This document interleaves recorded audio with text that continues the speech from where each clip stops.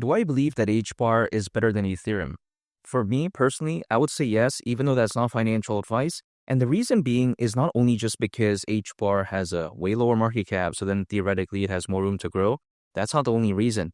Another solid reason is the fact that I do believe that when it comes to Hedera, it's fundamentally better than Ethereum. And now when it comes to the hypothetical upside, I'm going to get a little bit later on into that in the video. But first, I'm going to talk about the fundamentals. And the reason being is because I think this really does matter, because oftentimes people, they keep saying that, oh, wow, Ethereum is the best, it's the greatest. Now, in terms of, popularity, in terms of adoption, in terms of again, fans, the hype, Ethereum is really up there. It's, many people's go-to layer one blockchain. But when it comes to Hedera hash graph, it can't be denied that it's very unique and much more interesting, even despite not having that much fans or as much hype as Ethereum. The reason being is because Hedera hash graph doesn't use traditional blockchain technology. It uses something called a directed acyclic graph, which in theory is a lot more, amazing than something like traditional blockchain technology. Keep in mind, a DAG, aka again, a directed acyclic graph, is usually a lot faster, it's a lot more scalable, typically has improved data storage. It just offers much more benefits as opposed to something like Ethereum, in which case, again, it's popular, but then scalability is often a concern, right? Not to mention sky-high gas fees, which is, a complete issue, really, in my opinion. Now, granted, Ethereum does have layer 2s, like, for instance, Arbitrum or like Optimism, the base network that quite essentially kind of allows Ethereum to be enjoyed while at the same time not necessarily having to deal with, all of the crazy nonsense, right, that we see with Ethereum, again, like the gas fees, the scalability issues. So, again, Ethereum does have a support system in a sense, like these layer 2s that kind of, allows it to be enjoyable, right?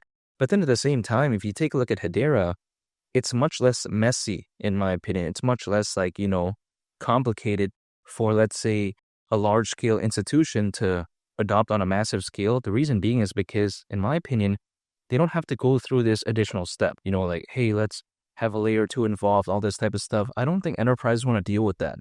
It's kind of like, overly complicated. It's like, for instance, if let's say in an imaginary scenario, right, every time we buy an iPhone, we have to buy like a different camera to install it or whatever. It doesn't come with a camera.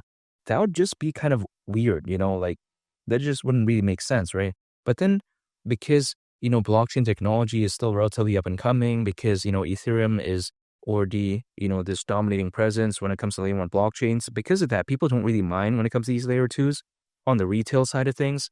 But I think that when it comes to, like, let's say an enterprise that already has, like, let's say, a multi-billion-dollar operation going, right? I don't think they would want to deal with that type of stuff. At least that's the way to take a look at it. So Hedera, in that sense, I think is a lot more, fantastic than Ethereum. Let's say HBAR were to go to the price of $3. Again, even though nothing I say is financial advice, that's my price target for this warrant. Let's say we were to do that. That's around a 14x from here. Ethereum, can it reach the price of $10,000 during this warrant? I could very well see that. I'm not saying that Ethereum is going to do bad, by the way, but doing a 14x, I don't think it could do that. Like, I just don't think Ethereum can exceed, like, $10,000, right, during this warrant. At least that's personally for me. Now, maybe it could a little bit. Like, maybe some people may argue $11,000, $12,000, but I don't think it can reach like $15,000, $20,000. So the way you take a look at it is that when it comes to something like HBAR, even despite being a pretty massive project, which I predicted, its growth, by the way, theoretically, even though there's a price pullback, I still think better days are ahead. But even besides that, I think that HBAR still has more in the gas tank when compared to something like Ethereum. Now, Ethereum is still going to do good, but I think HBAR could do a lot better. And not to mention, I think Hedera is just much more revolutionary. And it's not like HBAR reaching the price of $3 is this crazy, random nonsense, at least in my opinion, because if it were to go to that price, considering current circulating supply, market cap would be around $127 billion, which is still over $400 billion less than Ethereum's all-time high market cap that it reached back in 2021, so like years ago, right? I don't think there's too much to ask for.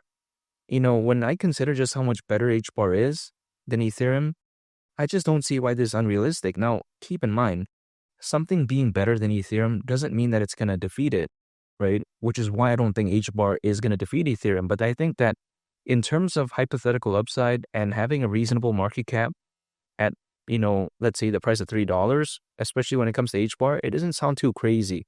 I'm not saying HBAR is going to defeat Ethereum. I'm not saying that it's going to have mass scale adoption in the next 6 to 10 months. I'm not saying that. I'm just saying that, let's say in 6 to 10 months, what could perform better in terms of percentage price increase, I think theoretically and hypothetically, something like HBAR, it has to not do too much in order to be good, if that's the way you take a look at it, right? Like, it doesn't have to reach like a $1 trillion or $2 trillion market cap to do like at least a 5 or 10x. You know what I mean? I just don't think that when it comes to something like HBAR, especially when I consider how special it is, I don't see who would struggle to do this. If there is over 600 million crypto owners, which we do have as of right now, according to Crypto.com research at least, right? When we consider that, I highly doubt that the bull run is going to be bad. And I think if anything, it's going to be a lot better than what we saw years ago back in 2021 at a time where even during the peak of that bull run, there was only around 300 million crypto owners. So now we practically have like double.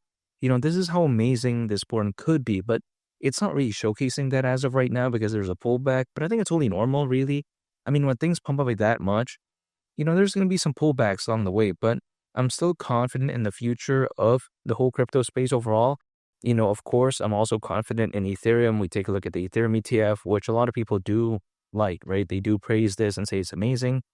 But really, there's a lot of hypothetical potential also for a Hedera ETF. We take a look at what's going on with Grayscale, right? What they want to do with the Hedera ETF, if it does get approved, of course, right? Also, we take a look at Canary Capital, what they're trying to do with the Hedera ETF. We also take a look at a lot of speculation surrounding this. Really, if it does again get approved, the Hedera ETF, it could be massive, especially if, let's say, it gets approved in the very near future, and then let's say the bull run is in fifth gear, that could really be beneficial. So again, when people say, oh, Ethereum's, legit, right? Bitcoin, no other project can get an ETF and all this type of stuff. Take a look at what's going on with Hedera. Take a look at the Grayscale Bitcoin Trust. They hold over 100,000 Bitcoin, allegedly. So if you take a look at that, right?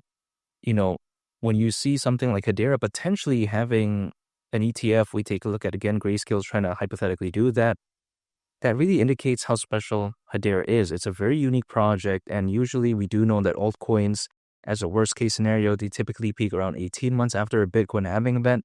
The last Bitcoin halving event happened in April of last year, so 18 months from then is around October this year. Again, this is just historical, right? But I think near the end of this year, if anything, at least based off history, we could very well see altcoins as a worst case scenario peak. Who knows? Only time will tell, but I'm going to pay attention. And if someone came up to me and said, hey, you could only choose one or the other for this bull run, right, in the next 6 to 10 months, HBAR, or let's say something like Ethereum, hands down is going to have to be something like HBAR. Much better fundamentally, in my opinion. We take a look at Hedera. Its governing council even includes the likes of Google, LG.